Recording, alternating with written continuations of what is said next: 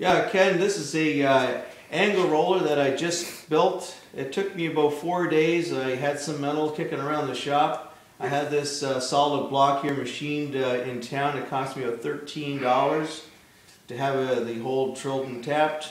The dies I got inside here, I've had these for a while. The pillow block bearings, I went and picked those up, Princess Auto. Around the back, see, I got some gears and some chain, and I figured out what the different types are supposed to be. Anyways, you know, seems to be working out really well. I put what they call a suicide handle on this thing. There's pressure on this thing. This is about the 4th time I ran this piece through here. And you can see it goes pretty easy. And that's pretty much it. I put a ratchet on the top here that's welded a nut on there. So that works pretty well. I can loosen it and tighten it. And just like that. It's not bolted to the floor yet. So here's my first piece.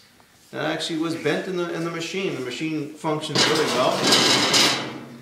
She's not, like I said, she's not bolted down to the floor yet. I'm not sure exactly where I'm going to put it in the shop, but it weighs about 180 pounds. And here's an old wheel I found kicking around here. It was actually from a chair that we had, and I burnt the chair and kept this ring knowing one day I'm going to use it for one of these machines. But yeah, she runs pretty good. Over here I got another type of roller I just purchased. This is for flat bar, and you can still do some round bar in there and square. All on, pretty much everything's got to be solid on this one.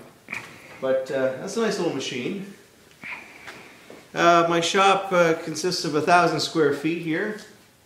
I got a chop saw, rollers, drill press. Here's an old 150-year-old little flat plate roller I got from a buddy of mine at work. Told her I met working on the Chamul, and it served me well, but I just got to keep it because it's a nice old piece to kick around. I'll attach it to the wall. It's part of the history of the shop.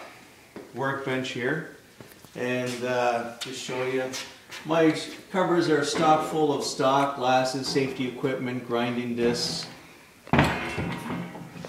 all my gas stuff for checking out the gas flow rates, and all stainless steel, aluminums, and wires and brushes and whatnot. Pretty much anything we need for working in the fab shop. Got a little MIG welder here. Also got a TIG and a stick welder. Electric shields. It's pretty much full of stock and grinders and equipments and rollers that I use. Around the shop here, compressor all set up. Anyways, yeah, over here, if you want to take a look at this here, this is the original picture that I worked on just before I left Fort Mac, a few weeks before Christmas there. And just over here, I don't think I ever showed you these ones. These are just a couple drawings that I did out at Fort Mac when I was sitting in the lunchroom. And I'd like to do this one here next.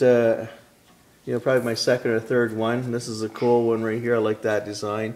But the one that I left you were drawing with on the board in the little shop there, I bent that piece of pipe really to do this one right here. So that'll be my next unit.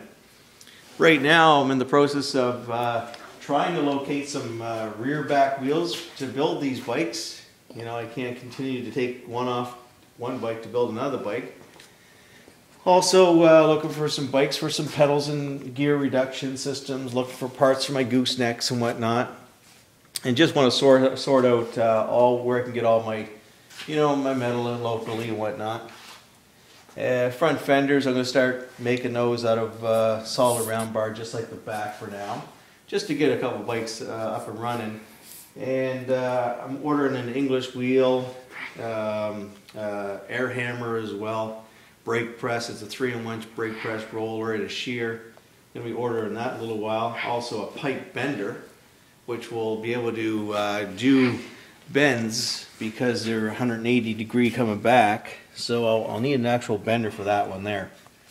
So I'm ordering all these pieces of equipment. You know, I got a little bit of money tucked away, and this year. We done real well. So just gonna putt around this winter and just get into my bikes a little bit. Plus working on my my school in there, and that's going very well. I'm gonna go into test on Friday, so I'm sure I'll pass that one. And I got 11 more, 10 more modules to go.